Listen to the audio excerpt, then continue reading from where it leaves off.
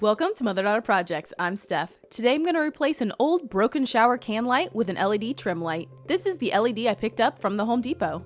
This has 5 adjustable color temperatures so I can choose the exact white that I'm looking for.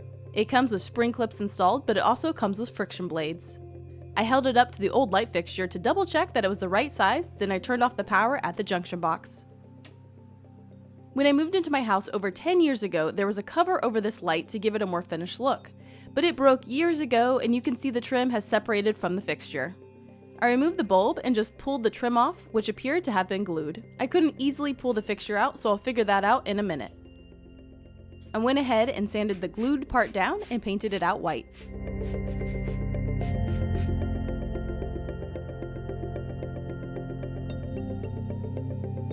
Next, I went looking into the fixture to see if I could figure out how to remove it, and it wasn't overly obvious. So I went searching online and came to realize that there are 2 tension clips holding it in at the top. So I stuck a ruler up there to try to loosen it, and I was able to pull it down.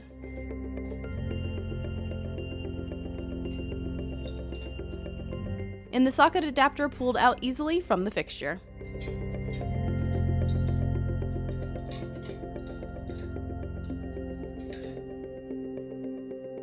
Here's a closer look at the fixture. You can see the clips that were holding it in place that I had to release to remove it. You can also see the paint had started to bubble up on the outside. In order to use the spring clips, you have to have anchors on the side of your can light to hold the clips in place, which I do not.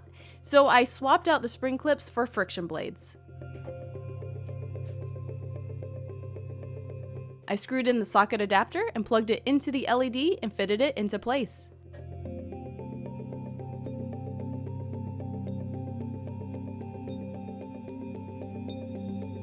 I turned the power back on and it works. I lived with this for a few days, but there were 2 things I didn't like. 1, it was a little too bright, and 2, I wanted to see if I could find a light that would cover more of that glued area. So I headed back to Home Depot looking for another option. The brightness of my original light was 780, and I came upon this one that had a brightness of 670, and also had a nightlight feature which would make it even more dim. So I purchased it and took it home, first taking down the original LED light easily and then putting the new one up. But it was at this point that I remembered that I don't have a place to hold spring clips, and this fixture didn't come with those friction blades. So I went on Amazon and found these clip anchors that just slide onto the metal surround. Then I fed the clips into the anchors and it's a perfect fit.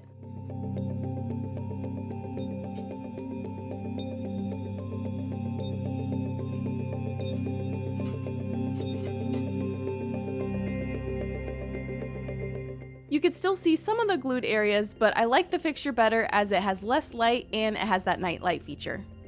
And from a distance, it's not really that noticeable. To operate the night light feature, you just switch the light off and then on within 3 seconds to activate. This fixture also has 5 color temperature options, and I picked the 2700, which matched the lighting I already had in my bathroom. I'm really happy with this new LED light. It looks way more finished than what I had before. For a couple dollars more, I really like the night light feature and it's really easy to activate.